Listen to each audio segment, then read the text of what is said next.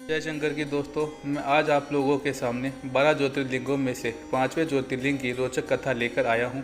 आशा करता हूँ यह कथा आप लोगों को अच्छी लगेगी। देर ना करते हुए बढ़ते हैं अपनी कथा की ओर। भारतीय राज्य उत्तराखंड में गिरिराज हिमालय की केदार नामक चोटी पर स्थित देश के 12 ज्योतिर्लिंगों में से एक सर्वोच्च केदारेश्वर ज्योतिर्लिंग का मंदिर है। इस संपूर्ण क्षेत्र को केदारनाथ धाम के नाम से जाना जाता है।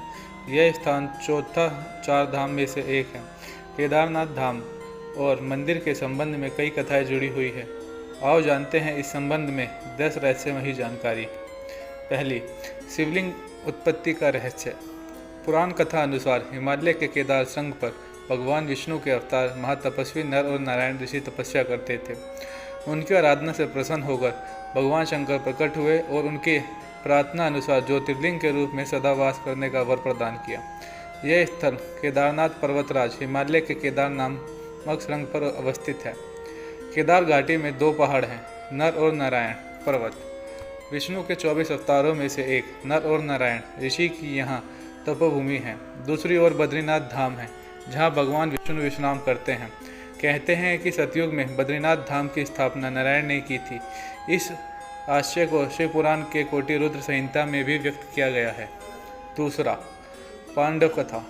कहा जाता है जब पांडवों को स्वर्गपरायण के समय शिवजी ने बैल के रूप में दर्शन दिए थे, जो बाद में धरती में समा गए, लेकिन पूर्णतः सामने से पूर्व भीम ने उनकी पूंछ पकड़ दी थी। जिस स्थान पर भीम ने इस कार्य को किया था उसे वर्तमान में केदारनाथ धाम के नाम से जाना जाता है। जिस स्थान पर उनका मुख धरती से बाहर आया उसे पशुपतिनाथ नेपाल कहा जाता है। पुराणों में पंचकेदार की कथा नाम से इस कथा का विस्तार में उल्लेख मिलता है। तीसरा, केदारनाथ और पशुपतिनाथ मिलकर पूर्ण शिवलिंग बनता है। केदारनाथ मंदिर उत्तराखंड के रुद्रप्रयाग जिले में स्थित है। इसे अर्ध ज्योतिर्लिंग भी कहते हैं। नेपाल के पशुपतिनाथ मंदिर को मिलाकर यह पूर्ण होता है। यहाँ स्थित स्वयंभू शिवलिंग अति प्राचीन है। यहाँ के मंदिर का निर्माण जन्मेजय ने कराया था और जीर्णोद्धार आदि शंकराचार्य ने किया था। चौथा, एक रेखा पर बने हैं केदारनाथ और रामेश्वर मंदिर। केदारनाथ मंदिर को रामेश्वर मंदिर की सीधी में बना हुआ माना जाता है। उपयुक्त दोनों मंदिरों के बीच में कलेश्वर तेलंगाना, श्री कालाहस्ती मंदिर आंध्रा, एकम्बेश्वर मंदिर तमिलनाडु, अरुणाचल मंदिर तमिलनाडु, तिलाई नटराज मंदिर चिदम्बरम और रामेश्वर तमिलनाडु आता है। यह शिवलिंग पंचभूतों का प्रतिनिधित्व करते हैं। पांचवा, 400 वर्ष तक बर्फ में दबा रहा मंदिर। वर्तमान में स्थित केदारेश्वर मंदिर के पीछे सर्वप्रथम पांडवों ने मंदिर बनवाया था, लेकिन वक्त के थपेड़ों की मार के चलते यह मंदिर लुप्त हो गया। बाद में 8वीं शताब्दी में आदि शंकराचार्य ने एक नए मंदिर का निर्माण कराया, जो 400 वर्ष तक बर्फ में दबा रहा। तब इस मंदिर का निर्माण 508 ईसा पूर्व जन्मे और 476 ईसा पूर्व देह त्याग कर आदि शंकराचार्य ने करवाया था। इस मंदिर के पीछे की उनकी समाधि है।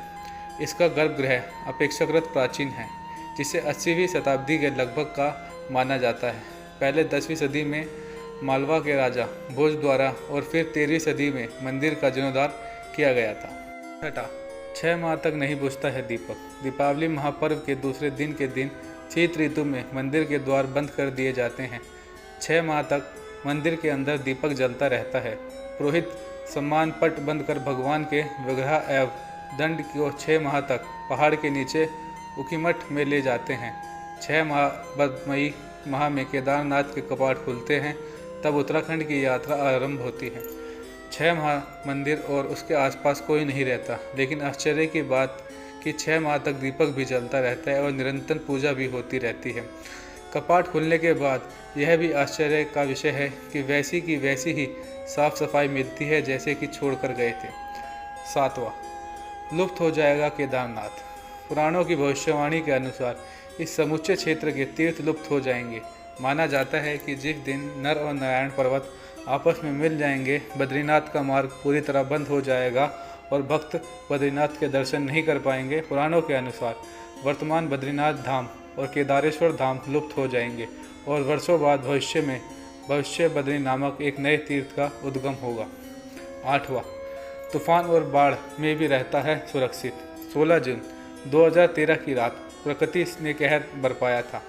जल प्रलय से कई बड़ी बड़ी और मजबूत इमारतें ताश के पत्तों की तरह ठहकर पानी में बह गई, लेकिन केदारनाथ के मंदिर का कुछ नहीं बिगड़ा। आश्चर्य तो तब हुआ जब पीछे पहाड़ी से पानी के बहाव में लुढ़कती हुई विशाल के चट्टान आई और अचानक वह मंदिर के पीछे ही रुक गई। उस चट्टान के रुकने से बाढ़ का जल 2 भागों में विभक्त हो गया और मंदिर कहीं ज़्यादा सुरक्षित हो गया। इस प्रलय में लगभग 10,000 लोगों की मौत हो गई। नोवा, कैसे बना होगा यह मंदिर, अभी भी रहस्य बरकरार। यह मंदिर काठवा पत्थरों के भूरे रंग के विशाल और मजबूत शिलाखंडों को जोड़कर बनाया गया है। 6 फुट ऊंचे चबूतरे पर खड़े 85 फुट ऊंचे 187 फुट लंबे और 80 फुट चौड़े मंदिर की दीवारें 12 फुट मोटी हैं। यह आश्चर्य ही है कि इतने भारी पत्थरों को इतनी ऊंचाई पर लाकर व तराशकर कैसे मंदिर की शक्ल दी गई होगी। खासकर यह विशालकाय छत कैसे खंभों पर रखी गई है। पत्थरों का एक दूसरे से जोड़ने के लिए इंटरलॉकिंग तकनीक का इस्तेमाल किया गया है। 10वां, निरंतर बदलती रहती हैं यहाँ की प्रकृति। केदारनाथ धाम में एक तरफ करीब 22,000 फुट ऊंचा केदार, दूसरी तरफ 21,600 फुट ऊंचा खर्चकुंड और तीसरी तरफ 22,700 फुट ऊंचा भरतकुंड का पहाड़। न सिर्फ पहाड़ बल्कि 5 नदियों का संगम भी है यहाँ। मंदाकिनी, मधुगंगा, श्री गंगा, सरस्वती और स्वर्णगौरी, इन नदियों में अलकनंदा की सहायता मंदाकिनी आज भी मौजूद है। इसी के किनारे है केदारेश्वर धाम। यहाँ सर्दियों में भारी बर्फ़ और बारिश में ज़बरदस्त पानी रहता है। यहाँ कब बादल फट जाए और कब बाढ़ आ जाए कोई नहीं जानता। तो कैसी लगी यह वीडियो आप सभी को? आशा करता हूँ केदारनाथ मंदिर महादेव की यह कथा आप लोगों को अच्छी लगी होगी। अगर आपको यह वीडियो अच्छी लगी तो प्लीज़ मेरा चैनल सब्सक्राइब करें, लाइक करें और साथ में लगे बेल आइकन को प्रेस करें और कमेंट्स बॉक्स में जाकर बताएं कि यह वीडियो आपको कैसी लगी। फिर मुलाकात होगी आपसे ऐसी ही भगवान शिव की कथाओं के साथ। जय शंकर की।